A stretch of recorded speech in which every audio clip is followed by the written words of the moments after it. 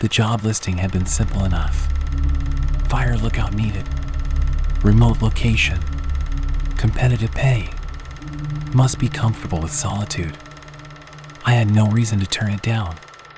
My life in the city had grown stale, and the idea of spending a few months in the deep wilderness, away from the noise, the bills, the constant pressure, I needed that escape. I applied, got the job almost immediately, and within a week, I was on a rickety bus heading deep into the mountains. The farther we drove, the fewer signs of civilization I saw. Towns turned to villages, then to lonely roadside gas stations, and finally, the last remnants of humanity disappeared altogether. Just trees, endless and stretching, their thick canopies blocking out the late afternoon sun. At a small ranger station near the base of the range, I met my supervisor, a gruff man named Harris. He barely looked at me as he handed over a map and a set of keys. "You're heading up to Station 5, he said, his voice rough, as if he had spent too many years shouting over wind and fire. "Follow the trail marked here. It's about a 2-hour hike." I glanced at the map, noting the winding trail leading up the mountain to a small dot labeled Station 5. It seemed straightforward enough. "No vehicle access?" "Not to 5, Harris muttered. "It's the oldest lookout still standing. Remote as hell, but you'll have radio contact. You got food, water, supplies for a month. Resupply comes every 4 weeks. Any questions?" I hesitated. "Anything I should know about the area?" Harris finally looked at me, his expression unreadable. "Yeah," he said after a long pause. "Follow the rules." Before I could ask what he meant, he turned and walked away. The hike up was grueling. The path was narrow and winding, cutting through dense foliage and over rocky inclines. The air was thick with the scent of pine and damp earth, and the only sounds were the distant cries of birds and the occasional rustle of unseen animals in the underbrush. By the time I reached the lookout station, my legs ached and my shirt was soaked with sweat. Station 5 stood atop a rocky outcrop, its wooden structure old but sturdy. A narrow staircase led up to a small living area, complete with a cot, a desk, a radio, and a single window overlooking miles and miles of untouched wilderness. The fire-watching equipment was simple: binoculars, a logbook, and a radio for reporting any signs of smoke. Dropping my pack onto the floor, I took a deep breath. It was peaceful. Isolated, yes, but peaceful. That peace lasted until I found the list. Taped to the wall next to the desk was a sheet of yellow paper, the edges curled with age. The words were written in thick, blocky letters. Station 5 rules. Do not leave the tower after dark. No matter what you hear. If you see smoke in the west quadrant, do not report it. Always respond to the 2 a.m. radio check, even if no one calls.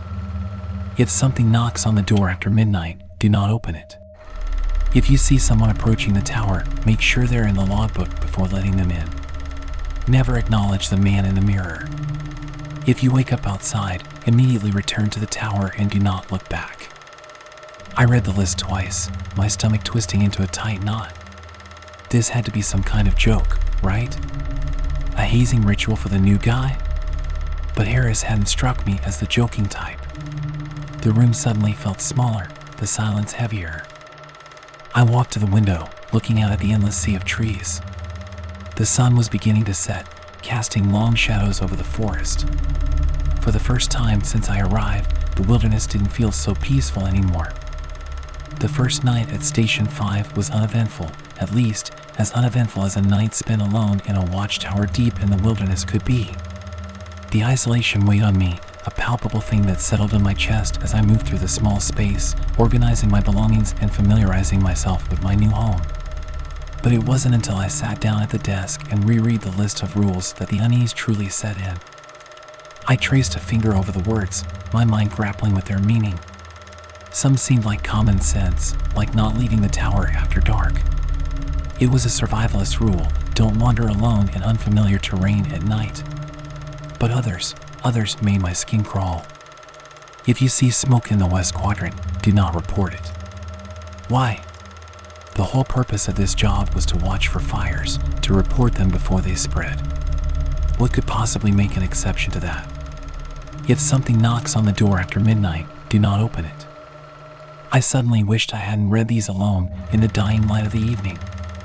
The air in the tower felt heavier, pressing in around me, and I had the irrational but overwhelming sense that something was watching me. Shaking off the feeling, I decided to stick to my usual logic. It had to be a joke. Maybe a tradition among lookouts, a creepy initiation for newcomers. Harris hadn't exactly been welcoming, so it was possible he'd left the list to mess with me. Still, I made sure to lock the door before climbing into bed, just in case. The next morning, I woke to an eerie silence. No birds, no wind rustling through the trees. Just nothing. It was as if the world had stopped. I sat up, rubbing my arms to shake off the cold, and checked the time. 6:30 a.m. The tower was as I had left it, no signs of disturbance. I took a deep breath and stepped outside onto the wraparound balcony. The air was crisp, the morning fog moving between the trees like ghostly tendrils. I scanned the horizon, taking in the endless expanse of green. Everything was still, untouched. Then I saw it. Smoke, rising in the west quadrant. My stomach clenched. The rule flashed in my mind. Do not report it. But why? This wasn't just some spooky prank, was it? There was actual smoke, evidence of fire. My duty as a lookout was to call it in. Ignoring it felt irresponsible. I hesitated, then reached for the radio. Station 5 to base.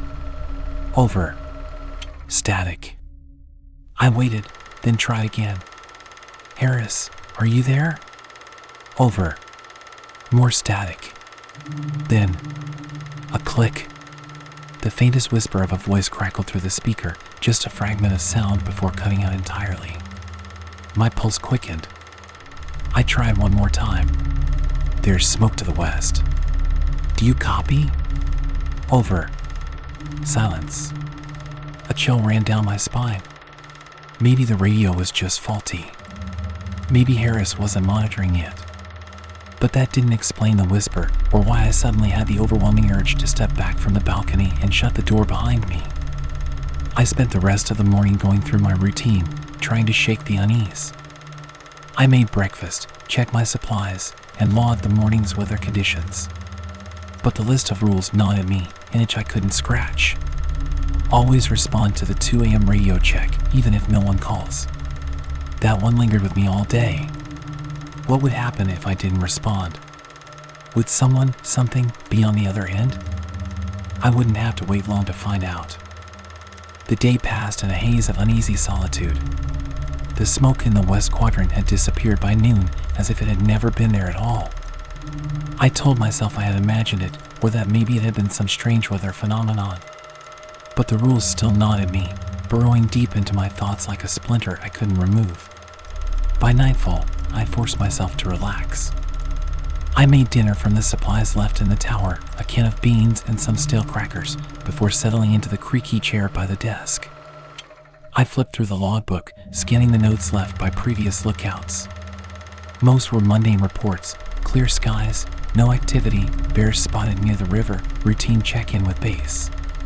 But then, toward the back, I found something strange.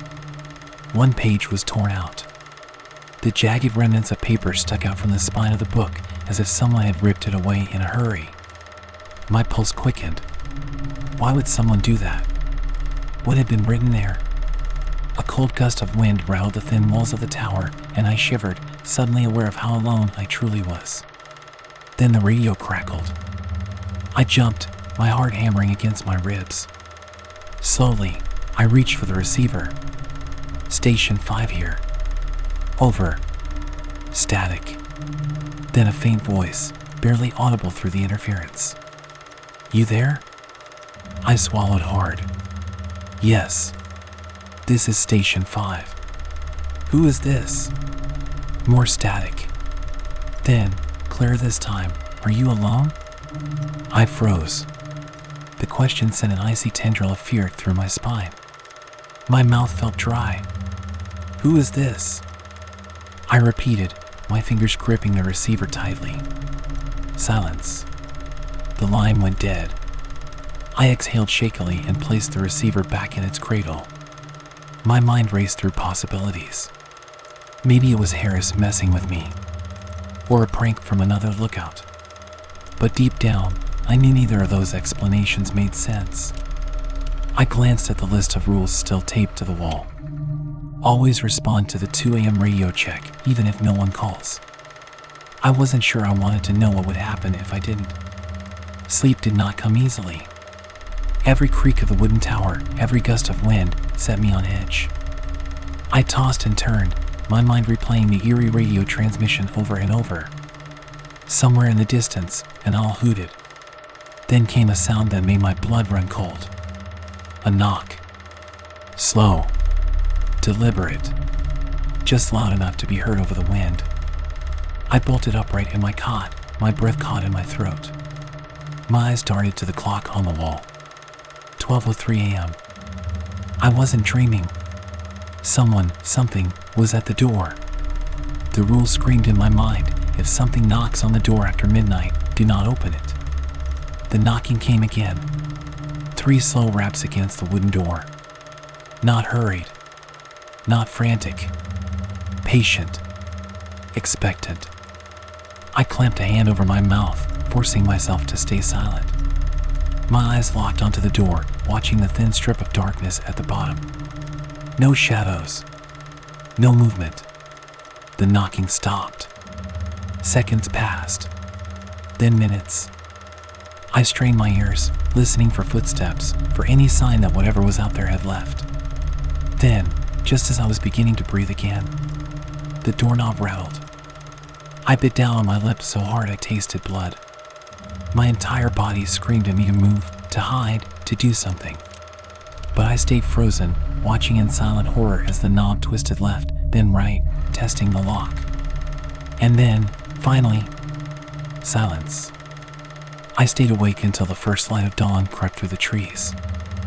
Dawn came slowly, its golden light spilling over the treetops and seeping into the cracks of the wooden tower.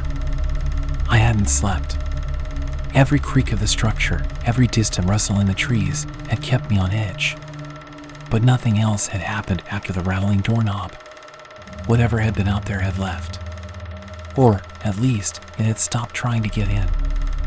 I forced myself to move, shaking off the stiffness in my limbs as I brewed a weak cup of instant coffee. My hands trembled as I lifted the mug to my lips.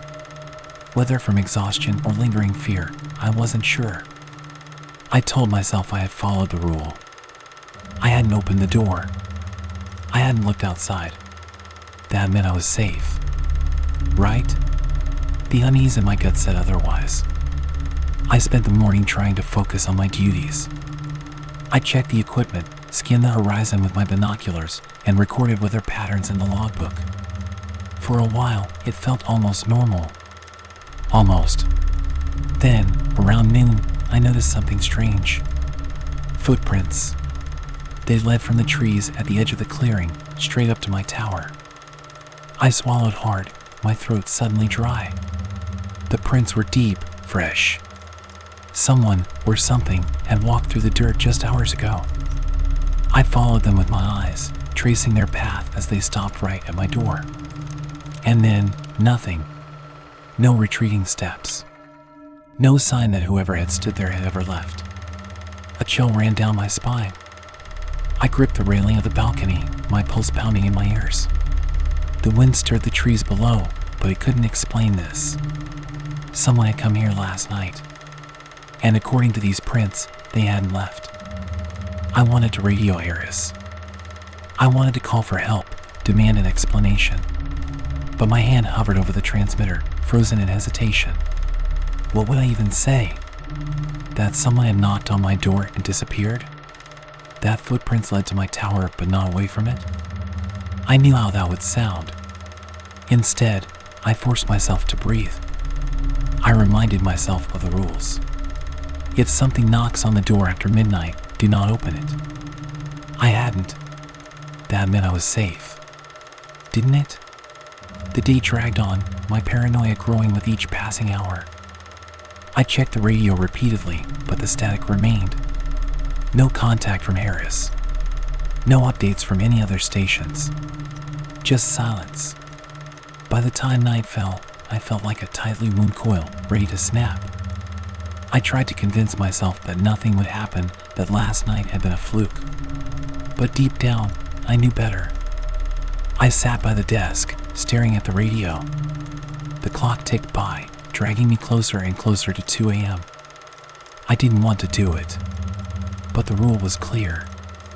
Always respond to the 2 a.m. radio check, even if no one calls. The minutes crawled. 1:58, 1:59. Then, the radio crackled. I grabbed the receiver so fast my fingers fumbled. Station 5 here. Over. Silence. Then a faint voice, barely above a whisper. Did you open the door? My breath caught in my throat. The static swallowed the words as soon as they were spoken. Who is this? I demanded. Harris? No response.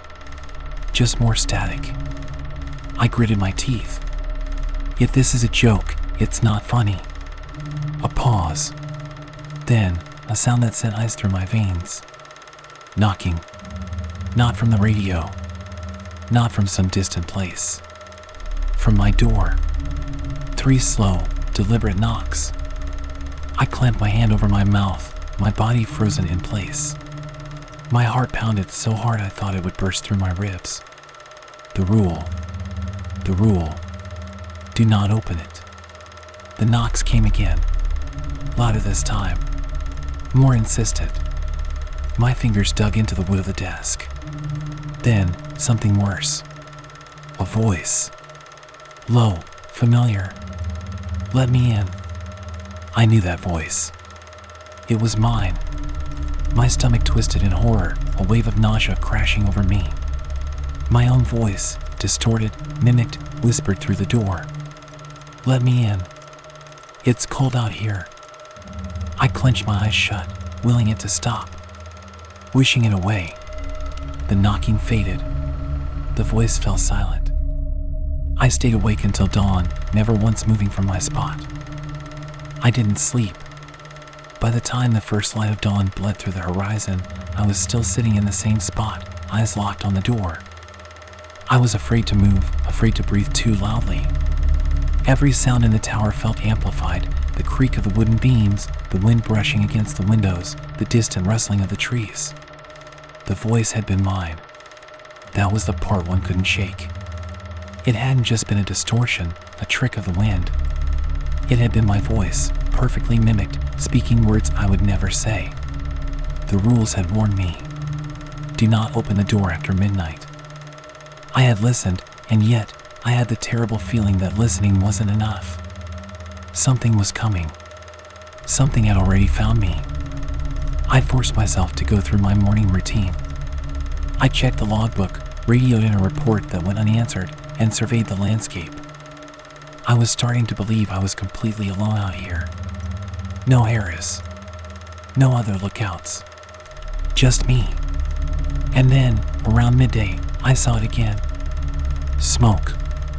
A thin, dark column rising from the west quadrant. I lowered my binoculars, my mouth dry. If you see smoke in the west quadrant, do not report it. But why? My job was to report fires. That was the entire reason I was here. I swallowed hard and reached for the radio. Station 5 to base. Over. Static. Harris? Anyone? I'm seeing smoke in the west quadrant. Do you copy? Over. A long stretch of silence. Then, the static shifted. A voice, barely a whisper. Do not go. My heart slammed against my ribs. Who is this? The radio crackled, and then the signal went dead. I should have listened. But I didn't. By early evening, the smoke hadn't dissipated. If anything, it was growing thicker, curling into the sky like skeletal fingers. I knew I should ignore it. Follow the rule. Stay put. but my curiosity gnawed at me louder than my fear. So, I broke the rule. I grabbed my flashlight and a jacket, walked up the tower, and started toward the source of the smoke. The forest felt different at night. The trees seemed taller, their gnarled branches stretching toward the sky like grasping hands. The air was thick, heavy with something more than humidity. I moved carefully, my boots crunching against the undergrowth, the beam of my flashlight cutting through the darkness. Then I smelled it. Burning.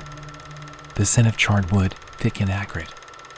My steps slowed as I reached a small clearing, and what I saw made my blood turn to ice. The fire was there, but it wasn't spreading.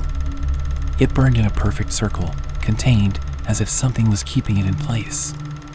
And in the center of the flames stood a man. He didn't move. He didn't burn. He just stood there, watching me. His eyes were black, hollow voids, like the space between the stars. His face was blurred, shifting, like I was looking at him through rippling water. But the worst part, the part that sent me stumbling back in horror, was that his mouth was moving. And though I couldn't hear the words, I knew what he was saying. "Let me in." I turned and ran. The forest felt endless. My own breath was too loud in my ears, my heart beat like a drum against my ribs. I didn't stop until I saw the tower's silhouette against the darkened sky. I scrambled up the steps, nearly tripping in my haste, and threw the door shut behind me, locking it with shaking hands. My lungs burned, my mind reeling. I had seen something I wasn't supposed to, and now it knew where I was. The radio crackled. I turned to it slowly, dread curling in my stomach. Static. Then, a voice. My voice. "Let me in." I backed away from the desk, my body trembling. The radio clicked off, leaving only silence in its wake. Then, from outside, a knock. The knock came again. Soft. Measured. Patient. I backed away from the door, every instinct screaming at me to run, to hide, to do anything but stand frozen in place like some terrified animal caught in a predator's gaze. My breathing was too loud in the silence of the tower. I could hear my own pulse pounding against my skull. Another knock. Then, "Let me in." The voice wasn't mine this time, but it was familiar. Harris. My breath hitched. No, that wasn't possible. Harris hadn't checked in for days. His voice was always scratchy, laced with irritation, impatience. This voice was wrong. It had his tone, his inflection, but something about it made my stomach twist. "Harris?" I forced out, though my throat felt like sandpaper. A pause. Then, "Yeah, it's me. Open up." The words were too smooth, too even. My gut churned with dread. "Where have you been?" I asked, my voice shaking. Silence. "Then, you saw the fire, didn't you?" The blood in my veins turned to ice. I took another step back, my legs trembling. The knocking had stopped, but I could feel something on the other side of the door. Waiting. The rules. Do not open the door after midnight. "I can't let you in, Harris," I said, barely above a whisper. A long pause. Then a chuckle, low, distorted, wrong. "That's smart," it said. "But it won't help." The radio crackled to life behind me. I spun around, my heart leaping into my throat. Static filled the small room, hissing like a nest of snakes. Then, through the static, "Don't turn around." I went rigid. My entire body locked in place. I couldn't move, couldn't breathe. A floorboard creaked. Inside the tower. Not outside. Inside. A cold sweat broke over my skin. My mind raced. How? How had it gotten in? The door was locked. The windows were shut. I was alone. Wasn't I? Slowly, painfully, I turned my head just enough to glimpse the reflection in the darkened window. Something was standing behind me. its skin too pale, stretched tight over sharp bones. Its face. It was my face. But wrong. Its eyes were black voids, empty pits of nothingness. Its mouth curled into a grin too wide, too full of teeth. It tilted its head at an unnatural angle, watching me, studying me. I couldn't move. I couldn't scream. It took a step forward. The radio burst into static again, deafening in the small space. A voice crackled through, distorted and panicked. "Get out!" My body broke free of its paralysis. I lunged for the door, throwing it open, ignoring the rules, ignoring everything except the sheer primal terror gripping me. The forest was waiting. Dark. Cold. Alive. But I ran into it anyway. Behind me, in the tower, something laughed.